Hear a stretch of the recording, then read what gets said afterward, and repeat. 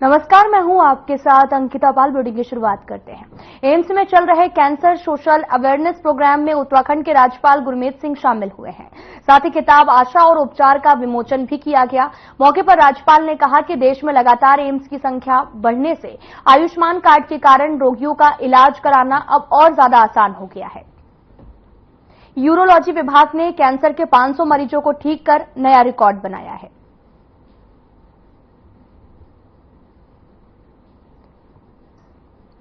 पांच सौ कैंसर मरीजों का इलाज लगातार जारी था, जिसमें एम्स के कैंसर सोशल अवेयरनेस प्रोग्राम का आयोजन किया गया, जहां पर एम्स में कैंसर सोशल अवेयरनेस प्रोग्राम रखा गया।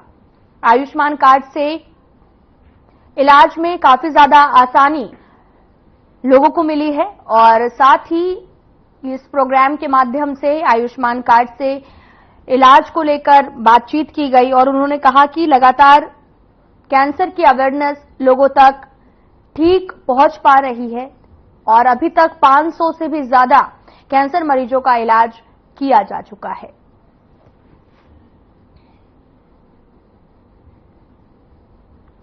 तो वहीं आयुष्मान कार्ड होने से इलाज में भी काफी आसानी आई है। 500 कैंसर मरीज ठीक कर एक नया रिकॉर्ड भी बनाया गया है। बड़ा दिन और बहुत सौभाग्यशाली दिन था कि आज का जो मकसद था वो किस प्रकार से यूरोलॉजिकल कैंसर के बारे में जागरूकता बढ़ाई जाए और बहुत नम्रतापूर्ण एम था कि किस प्रकार जो गैप्स हैं उनको क्लोज किया जाए। इसके ऊपर में हम किस प्रकार से अपने समाज को जागरूकता करें। सबसे पहले मैं एम्स ऋषिकेश के यूरोलॉजी डिपार्टमेंट को मुबारकबाद देना चाहता हूं कि उन्होंने इस विषय को इस लेवल तक लेके आए और उन्होंने 500 पेशेंट्स को जो ठीक करने का एक रिकॉर्ड बनाया है।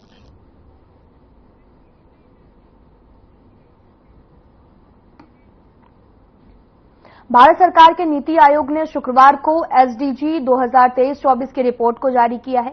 रिपोर्ट में उत्तराखंड ने सतत विकास लक्ष्यों की कसौटी पर खरा उतरते हुए पूरे देश में पहला स्थान हासिल किया है। पीएम मोदी के मार्गदर्शन और सीएम पुष्कर सिंह धामी के नेतृत्व में उत्तराखंड तेजी से विकास की राह पर अग्रसर है। इस मौके पर सभी प्रदेशवासियों को बधाई देते हुए सीएम पुष्कर सिंह धामी ने कहा कि प्रदेश की देवतुल्य जनता के आशीर्वाद और सहयोग से ये उपलब्धि हासिल हुई है। नीति आयोग को लेकर एसडीजी रिपोर्ट तैयार की गई है, जहां पर सतत विकास के लक्ष्यों पर खरा उतरा है। उत्तराखंड के लिए बड़ी उपलब्धि भी प्राप्त हुई है। सतत विकास के लक्ष्यों पर खरा उतरा है, जहां पर उत्तराखंड के लिए ये एक बड़ी उपलब्धि भी हासिल हुई है। दरअसल सीएम ने सतत विकास के लक्ष्यों पर बात की और उन्होंने कहा कि जो हमारे लक्ष्य थे उसकी प्राप्ति हुई है, जिससे नीति आयोग की एसडीजी रिपोर्ट भी तैयार की गई, जिसमें ये जानकारी दी गई है।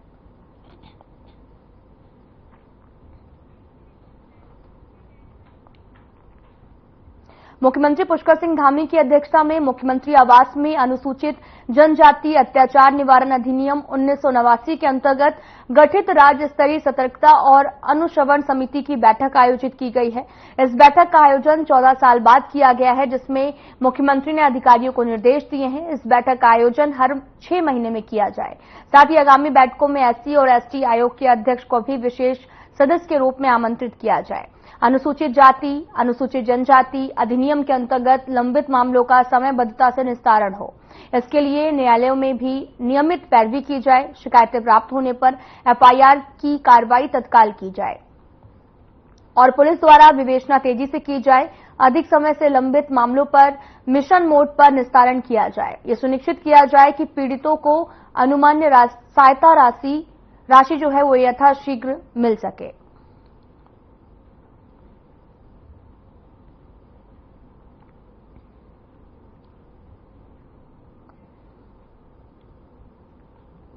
सीएम धामी की अध्यक्षता में बैठक का आयोजन किया गया। सीएम ने अधिकारियों को कई तरह के दिशा निर्देश भी दिए हैं। साथ ही अनुश्रवण समिति की बैठक आयोजित की गई, जहां पर सीएम ने, आपको बताते चलें कि अनुश्रवण समिति की बैठक आयोजित की, जहां पर तमाम दिशा निर्देश सीएम धामी ने दिए हैं और साथ ही अध्यक्षता में यहां पर बैठक की गई। राज्य स्तरीय सतर्कता अनुश्रवण समिति अनुसूचित जाति को लेकर यहां पर बातचीत की गई है। सीएम धामी की अध्यक्षता में बैठक का आयोजन किया गया है।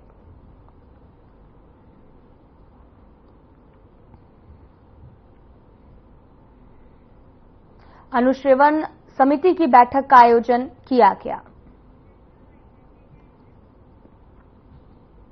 देश भर में अग्निवीर योजना को लेकर एक बार फिर से सियासत देखने को मिल रही है।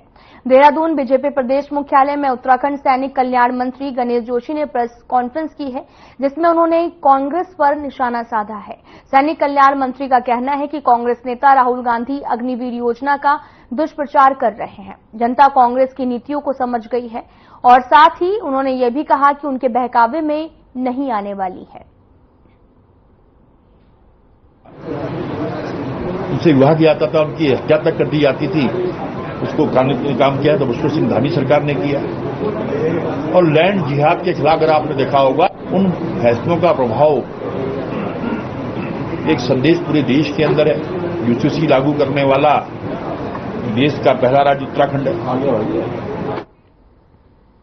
खबर उत्तराखंड से, जहां पर बीजेपी की 15 जुलाई को विस्तारित प्रदेश कार्य समिति की बैठक होनी है, जिसको लेकर पार्टी नेता बैठक की तैयारियों में जुटे हैं। ग्राफिक एरा यूनिवर्सिटी में आयोजित होने वाली बैठक को देखते हुए पदाधिकारियों की अलग अलग कार्यों की जिम्मेदारियां तय की गई हैं, जिसके तहत कार्य समिति का प्रस्ताव भी तैयार करने समेत साहित्य, आवास, मीडिया समेत तमाम व्यवस्था को लेकर अलग अलग समिति भी बनाई गई है। बैठक में पार्टी के 1350 प्रतिनिधियों के साथ खास मेहमान के तौर पर केंद्रीय कैबिनेट मंत्री मनोहर लाल शिरकत करेंगे। प्रदेश प्रभारी, मुख्यमंत्री, प्रदेश अध्यक्ष समेत पार्टी के प्रमुख सभी नेताओं का पार्टी पदाधिकारियों को मार्गदर्शन प्राप्त होगा।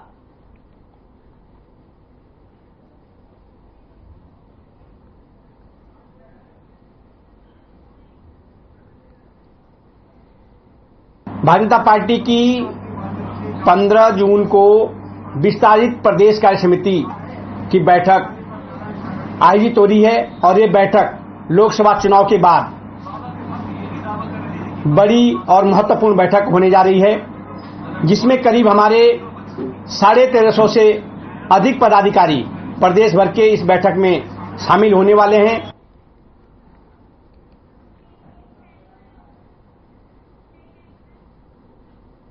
मंगलौर विधानसभा में हुए उपचुनाव के नतीजे सामने आ गए हैं। नतीजों में कांग्रेस ने जीत दर्ज की है।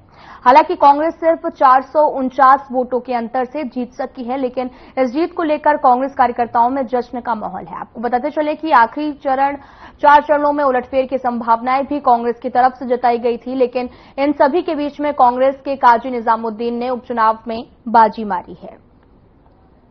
आपको बताते चले कि उत्तराखंड में हुए उपचुनाव में बीजेपी को हार का मुंह देखना पड़ा।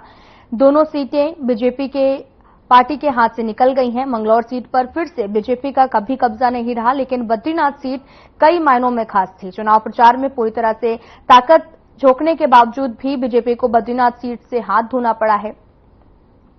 बद्रीनाथ और मंगलौर का चुनावी समर बीजेपी के विजय रथ की कड़ी परीक्षा था, जिसमें बीजेपी सफल नहीं हो पाई। मंगलौर सीट पर बीजेपी ने करतार सिंह बढ़ाना को मैदान में उतारा था, लेकिन बढ़ाना कांग्रेस प्रत्याशी काजी मोहम्मद निजामुद्दीन से मात खा गए। खबर उधम सिंह नगर के जसपुर से है, जहां पर उत्तराखंड के हरिद्वार, मंगलौर और बद्रीनाथ विधानसभा उपचुनाव में कांग्रेस पार्टी ने विजय जीत होने पर कांग्रेस पार्टी के पदाधिकारी और कार्यकर्ताओं ने बड़े हर्षोल्लास के साथ जसपुर विधायक के साथ कांग्रेस पार्टी की जीत का जश्न मनाया है और एक दूसरे को मिठाइयां खिलाकर अपनी खुशी का इजहार किया। इस दौरान जसपुर से कांग्रेस विधायक आदेश सिंह चौहान ने कहा कि अभी तो विधानसभा उपचुनाव में 2 सीटों पर विजय की शुरुआत हो चुकी है और तीसरे उपचुनाव भी कांग्रेस जीतेगी। साथ ही नगर इकाई पंचायत चुनाव में कांग्रेस का परचम लहराया जाएगा।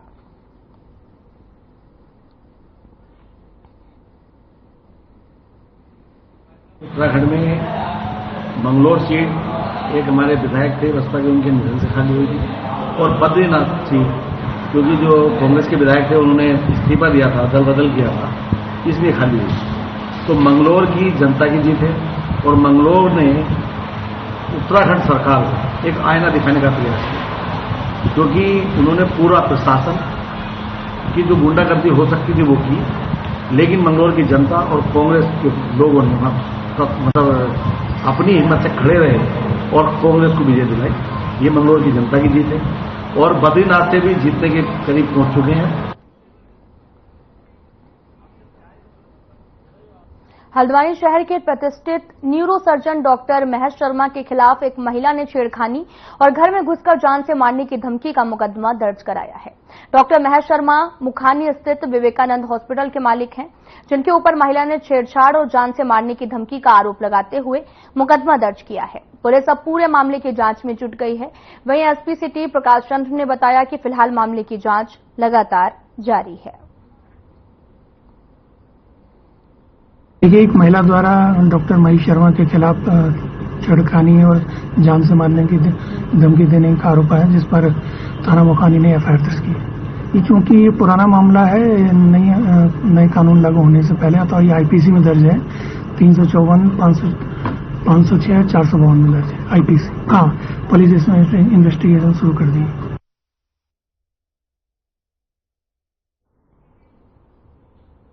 हल्द्वानी में विगत 3 दिन पहले पहाड़ों में हुई भारी बारिश में रक्सिया और देवखड़ी नाले का रौद्र शहर वासियों ने देखा है और इस पानी के महावेग को देखते हुए प्रशासन ने भी इससे सटे घरों के लोगों को वहां से हटा दिया था।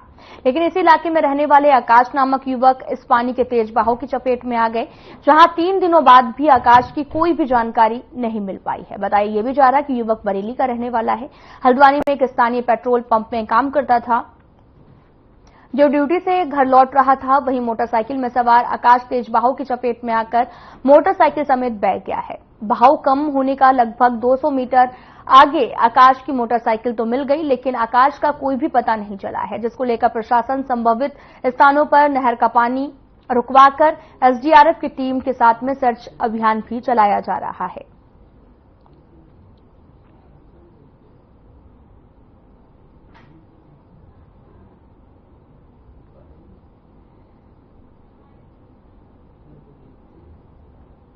घटना हुई, एक नौजवान लड़का जिसका नाम आकाश था, वो इस फ्लैश फ्लड में बह गया। अभी उसी की ढूंढ खोज विगत 2 दिन से, जिस रात्रि वो बहा था तब से ट्रैक कर रहे हैं। एनडीआरएफ की टीम, नगर का प्रशासन, जिला प्रशासन, पुलिस बल, नगर निगम, कई स्थानों में देखा, लेकिन अब पूरी जांच जो है वो 2 जगह केंद्रित हो गई है। एक वॉकवे के आगे, एक जहां पे नाला अंडरग्राउंड और संकरा है वहां पर, और दूसरा नगर निगम के पीछे जो नहर को अंडरग्राउंड किया है। उसका नाम आकाश नाम पेट्रोल पंप पे काम करता था और उस दिन वो आया है 10:08 से ऑफिस से छूटा है। 10:20 में उसने रोटी ली है होटल से और उसके बाद 10 मिनट के अंदर यहाँ आपदा हो गई। बारिश हाँ, वहाँ में बस मुझे कुछ नहीं है, वहाँ 3 दिन होगा। हमें बस अपना भाई चाहिए बस।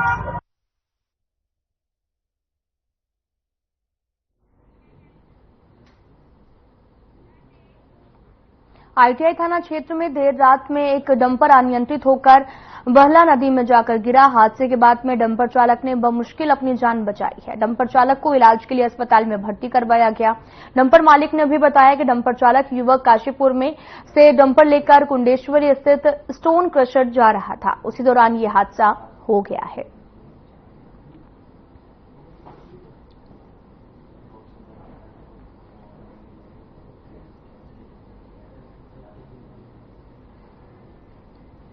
मामला सर ऐसा हुआ, मेरी गाड़ी काशीपुर से आ रही थी, कुंडेश्वरी स्टोन कैसे जा रही थी। उसी बुझ आईटीआई से आगे बहला नदी का पुल पड़ता है, वहां पर बहला नदी के पुल पे एक कैंटर वाले ने ओवरटेक किया, जिस कारण मेरी गाड़ी पुल के नीचे जा गिरी। ड्राइवर का नाम है युवराज पाल। उसके थोड़ी मामूली चोट आई थी और मैंने रात में उपचार के लिए उसे स्पर्श हॉस्पिटल में भेजा था काशीपुर। फिलहाल वो अब घर पर है अपने। और ठीक है, ये सर 11:30 बजे के समथिंग की घटना रही।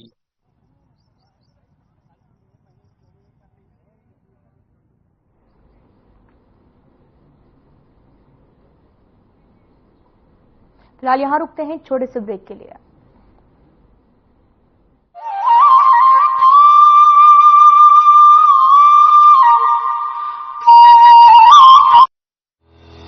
जल संरक्षण के लिए उत्तराखंड सरकार आज हर संभव प्रयास कर रही है ताकि पहाड़ों पर जल का संचय, संरक्षण और संवर्धन हमेशा के लिए हो सके।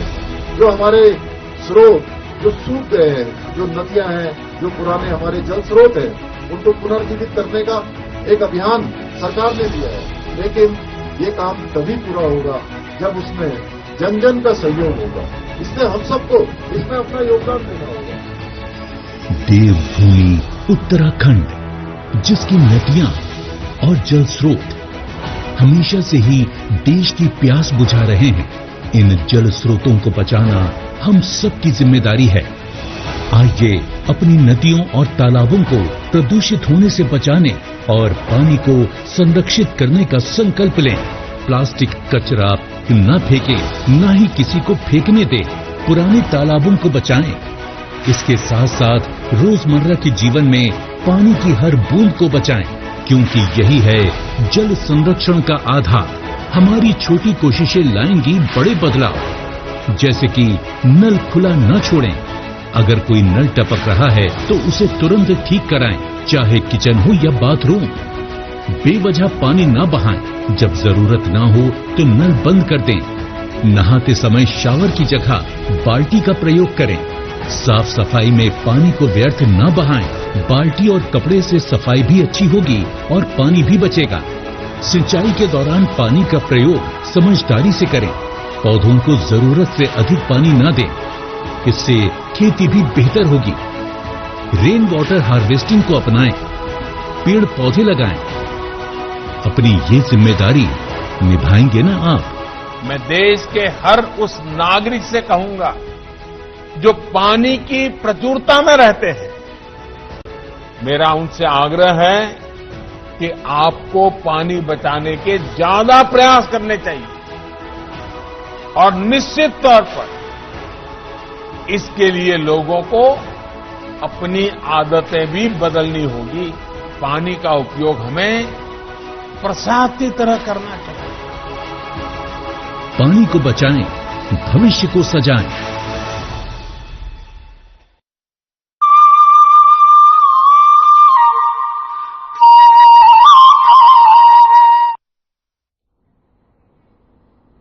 ब्रेक के बाद स्वागत है आप सभी का। रुख करते हैं खबरों की तरफ।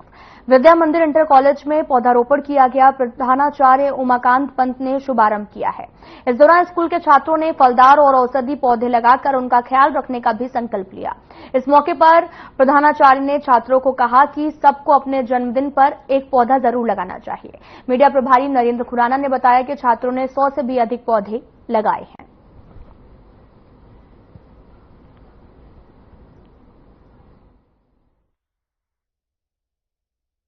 हरेला सप्ताह चल रहा है और हरेला सप्ताह के पर्व के उपलक्ष्य में पूरे देश भर में वृक्षारोपण अभियान भी चला है। इसी क्रम में अपने विद्यालय में भी 1500 करीब छात्र संख्या है। प्रत्येक विद्यार्थी को हमने वृक्ष लगाने का संकल्प लिया है कि प्रत्येक विद्यार्थी एक एक वृक्ष लगाएगा। वृक्ष लगाएगा ही नहीं, उसकी देखरेख भी करेगा। जैसे कि आप लोग देख रहे हैं वर्तमान समय में ग्लोबल वार्मिंग, इस बार गर्मी बेहद बहुत ज्यादा गर्मी थी और इस गर्मी का तापमान भी इसी प्रकृति की सुरक्षा और पर्यावरण की सुरक्षा ही मानव की सुरक्षा, मानव जीवन की सुरक्षा है। मंगलौर विधानसभा क्षेत्र के चुनाव परिणाम को लेकर कांग्रेस और बीजेपी दोनों ही पार्टियों के समर्थक और नेता अपनी अपनी जीत को लेकर आश्वस्त नजर आए। कांग्रेस के विधायक ने दावा किया था कि वे मंगलौर का विधानसभा चुनाव जीत रहे हैं, तो वहीं बीजेपी ने भी सत्ता का दुरुपयोग कर चुनाव लड़ा, जिसके बारे में उन्होंने कहा कि जिस तरह से सत्ता का दुरुपयोग किया गया है यह घिनौना है। दूसरी ओर बीजेपी के नेता और समर्थक भी अपनी जीत को लेकर उत्साहित दिखे हैं, लेकिन ऐसा हुआ नहीं। बाजी पलट गई और कांग्रेस ये चुनाव जीत गई है।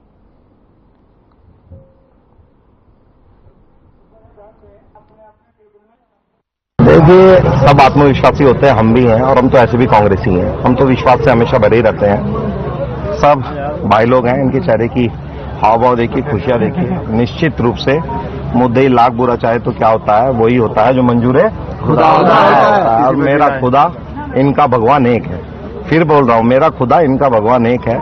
वो हमारे साथ है, जिस तरह की परिपाटी हरिद्वार में करने की कोशिश की गई, एक अलग तरीके का चुनाव लड़ाने की कोशिश की गई, देवभूमि को बदनाम करने की कोशिश गई, ऊपर वाले ने देखा और शायद उसका आज रिजल्ट आप सबके सामने आएगा कि हम निश्चित रूप से जीतेंगे और बुरा करने वालों का डिस्टर्बिंग एलिमेंट है, जो समाज को खराब करने का काम करते हैं, आज उनके मुंह पे कालिस पुतेगी।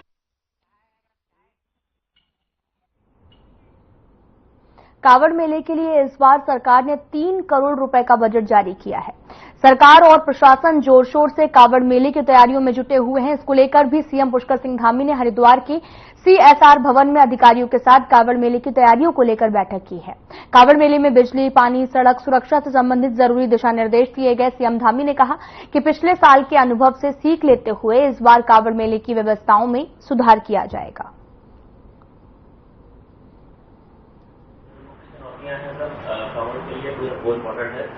लोग इस कांवड़ मेले में आते हैं, हम उनका बहुत उत्साह से, बहुत खुशी से उनका स्वागत करें, उसकी हम तैयारी हर वर्ष करते हैं। और हमने कहा है कि पिछले वर्षों में जो हमारे अनुभव रहे हैं, उन अनुभवों का लाभ लेते हुए, उन अनुभवों से सीखते हुए मेले में जो और अच्छा करना है और अन्य व्यवस्थाएं करनी है, आने वाले किसी भी कांवड़ यात्री को, शिव भक्त कांवड़ियों को कोई परेशानी न हो, उसके निमित्त सभी विभागों का समन्वय बनाकर यहां पर काम करना है।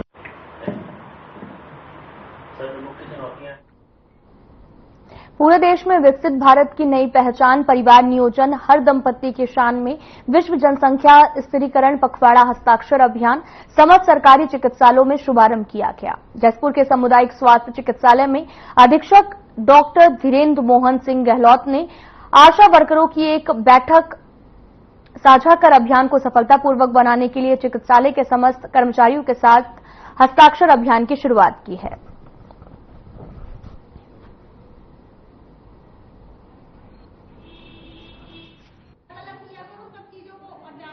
जनता को जागरूक हम आशाओं के माध्यम से कर रहे हैं। हमारी जो आशाएं बहनें हैं पूरे गांव-गांव में, हर क्षेत्र में जारी हैं। जो टारगेट का बोलना है कि हमारे जिनको नसबंदी होनी है, जिनको जरूरत है, जिनके 2 से ज्यादा बच्चे हैं, उनके पास जाके उनको मोटिवेट कर रही हैं कि जनसंख्या नियंत्रण पखवाड़े में आकर नसबंदी कराएं। इस नसबंदी कराने पर हम लोग महिलाओं को 1400 रुपये और पुरुषों को 2000 रुपये देते हैं। अगर यही नसबंदी प्रसव के 7 दिन के अंदर होती है तो हम उनको 2200 रुपये सरकार की तरफ से दिए जा रहे हैं। कार्यक्रम दिनांक 11 जुलाई से 24 जुलाई तक जारी रहेगा। इसको जनसंख्या स्थिरीकरण पखवाड़ा।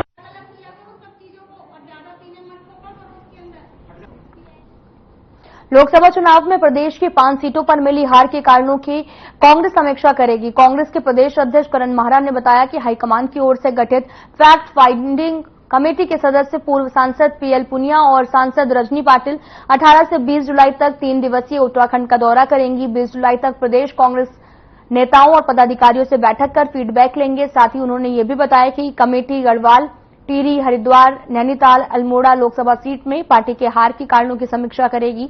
कमेटी के सदस्य 5 संसदीय क्षेत्रों के पूर्व सांसद प्रत्याशी सहित प्रकोष्ठ के अध्यक्ष के साथ बैठक भी करेंगे।